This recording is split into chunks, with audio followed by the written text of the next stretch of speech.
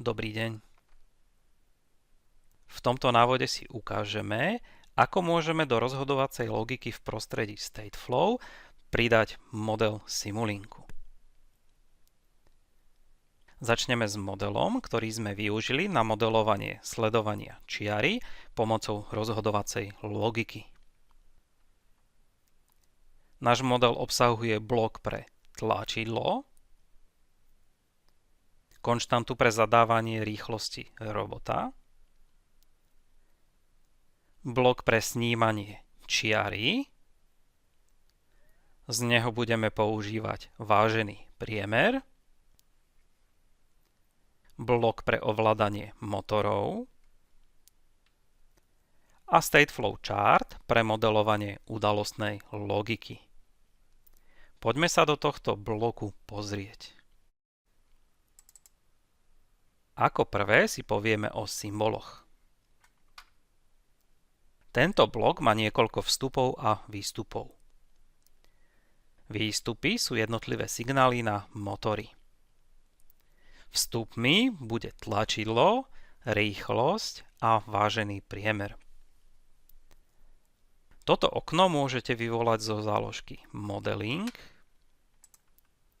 a časti Symbols pane. Poďme sa teraz pozrieť na jednotlivé stavy. Ako prvé tu máme inicializáciu, kde motor stojí a tento stav môžeme využiť na kalibráciu snímača čiary. Po stlačení tlačidla alebo uplynutí nejakého času sa prepíname do stavu čiara. V tomto stave sledujeme čiaru pomocou P regulátora. Regulačnú odchýlku dostaneme tak, že od hodnoty 300 odpočítavame vážený priemer.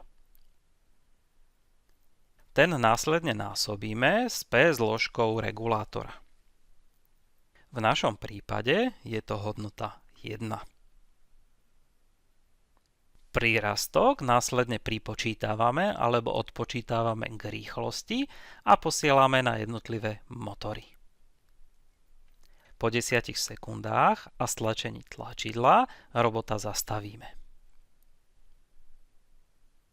Stav pre sledovanie čiary obsahuje P regulátor, ale keby sme chceli domodelovať ďalšie zložky, príkazy by boli oveľa komplikovanejšie.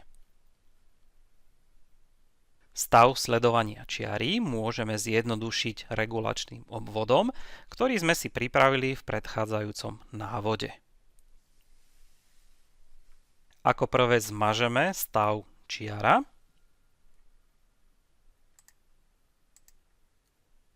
a do modelu pridáme nový stav. Nazýva sa Simulink State. Kliknem na túto ikonku a vložím ho do modelu. Napíšeme znova čiara.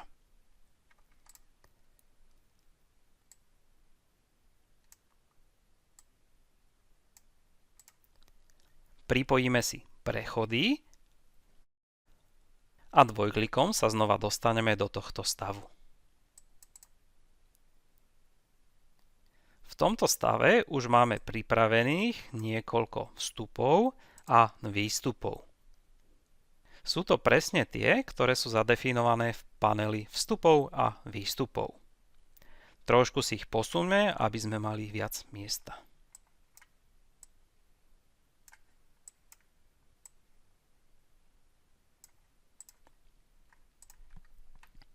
Tu môžeme vložiť model, ktorý sme dostali pri modelovaní sledovania čiary pomocou PID regulátora.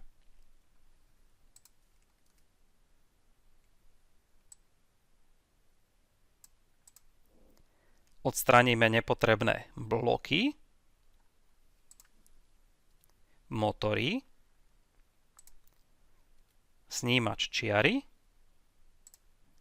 a požadovanú rýchlosť robota. Naviažeme si vstupy a výstupy, ktoré máme v tomto bloku. Teda motor M1 a M2,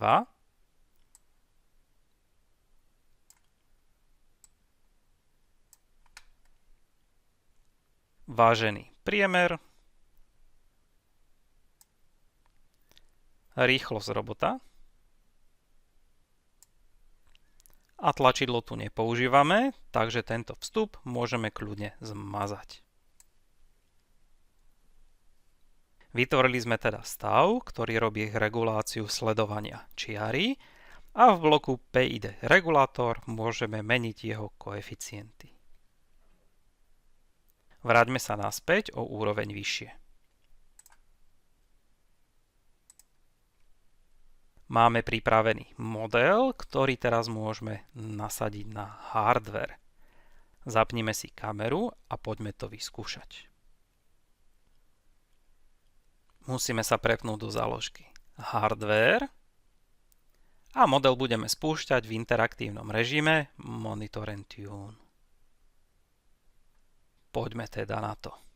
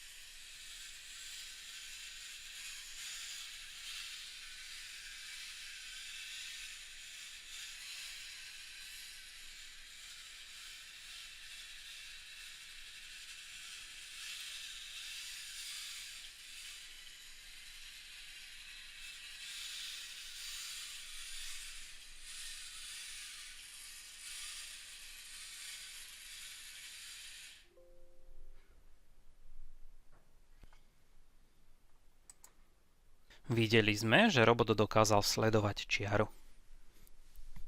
Dokázali sme skombinovať výhody dvoch prostredí.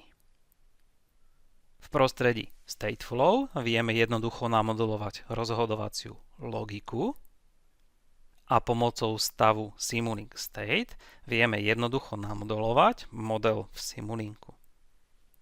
Túto rozhodovaciu logiku môžete rozšíriť o detekciu prekážok, otáčanie sa na križovatkách a podobne. V týchto návodoch sme si ukázali, ako môžete využívať prostredia MATLAB, Simulink a Stateflow na tvorbu vašich algoritmov. Teraz je to už na vás, aby ste využili tieto poznatky na tvorbu vlastného algoritmu, s ktorým budete súťažiť na súťaži Road to Fame.